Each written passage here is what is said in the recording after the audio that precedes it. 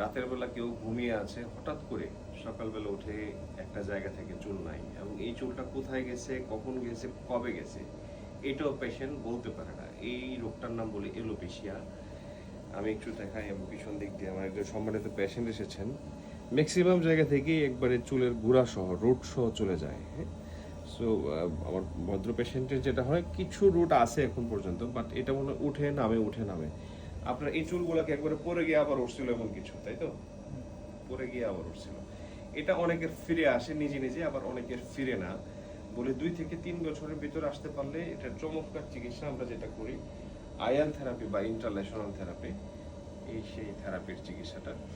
এটা মোটামুটি 3 থেকে 5 মাস বলি, 3 থেকে 4 মাসের ভিতরে ইউজুয়ালি চুলটা চলে আসে। মাসে একবার করলে এই চুলগুলো, এটা কিন্তু নর্মাল কোনো এলোপেশিয়া না যে আপনার নর্মাল চুল পড়তেছে, এটা কিন্তু একটা রোগ, একটা মাল্টি ফাংশনাল ডিসঅর্ডার যখন হয়, অটোইমিউনিটি ডিসঅর্ডার বলি আর কি। সো অটোইমিউনিটি ডিসঅর্ডারের জন্য এই রোগটা হয়ে থাকে। তবে এটার চিকিৎসা আয়েল খুব ভালো রেজাল্ট পাওয়া যাবে। আমি ভিডিও করে রাখি এই কারণে, এই পেশেন্টকে আবার এই মাথাটা আমরা আফটার 3 or 4 সেশন পরে আমরা কম্পেয়ার করবো যে কতটুকু রেজাল্ট আসছে। আশা করি ভালো রেজাল্ট আসবে ইনশাল্লাহ। Thank you.